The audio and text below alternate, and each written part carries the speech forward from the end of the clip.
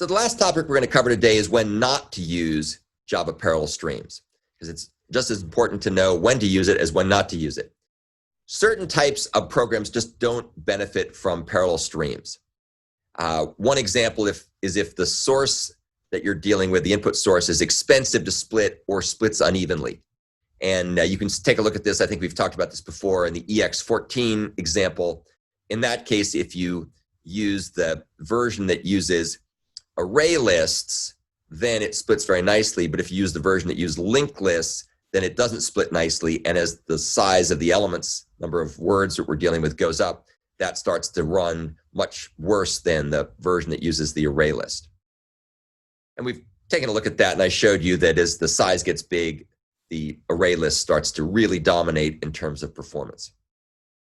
The reason why this is the case, of course, is because array list splits evenly and efficiently. It takes constant time to do the split. And as you've seen from the implementation that you did for your own unsynchronized array, it's very quick to do midpoint computation, and then splitting things up into halves is also constant time as well. Conversely, for the linked list version, it takes essentially linear time to do these splits, and it has extra overhead. You have to do extra copying, and you don't split evenly, you don't split efficiently, so it's just not going to scale up nearly as well. Another condition under when you shouldn't use parallel streams is when the startup costs of parallelism overwhelm the amount of data that you're actually running in parallel.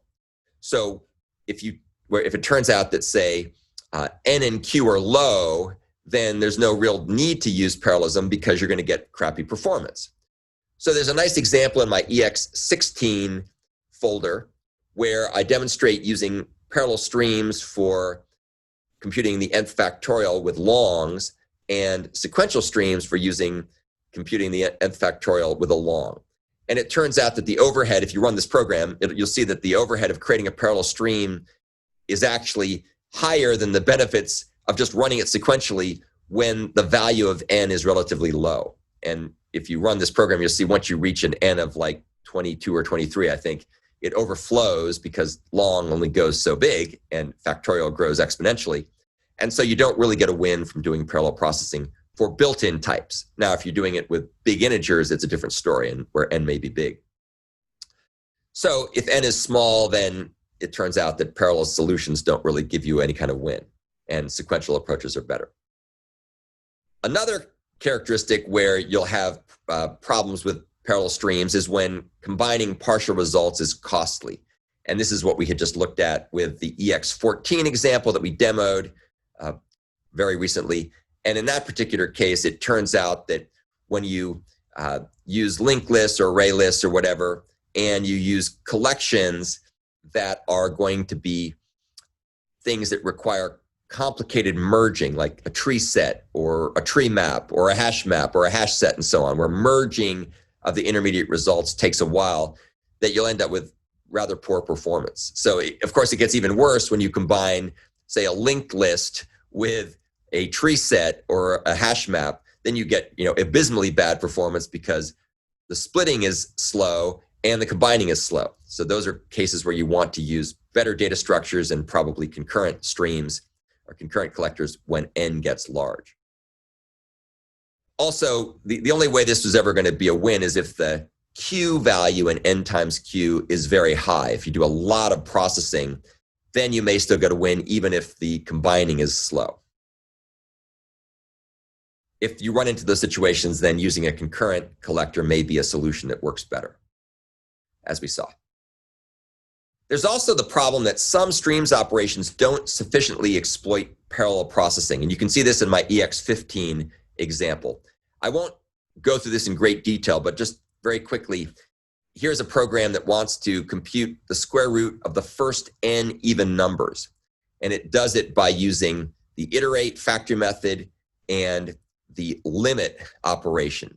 And it turns out that iterate works very, very slowly. So iterate and limit, which are both, iterate is just a very slow method to run in parallel, and limit doesn't work very well with a parallel stream because it has to have dependencies across the different elements to keep track of when you hit the nth limit.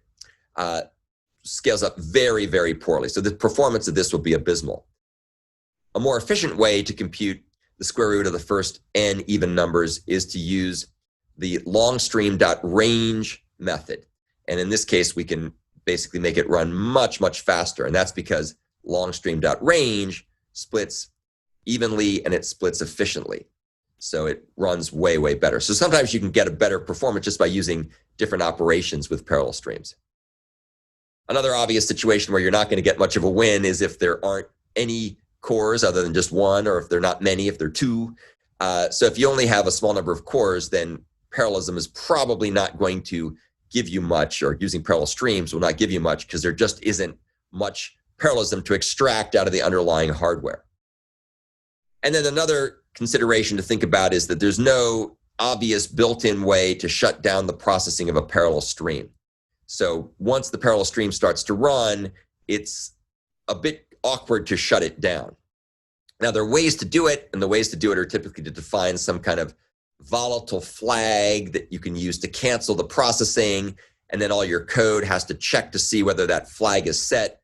But that's kind of awkward and a little bit unwieldy. That, by the way, is the way that things work in our web crawler example. If you click the interrupt button, we do that, but it's not as seamless as you might want. So as a consequence, streams and parallel streams work much better when you're planning to do all the processing and not just interrupt it at some arbitrary point to cancel the processing.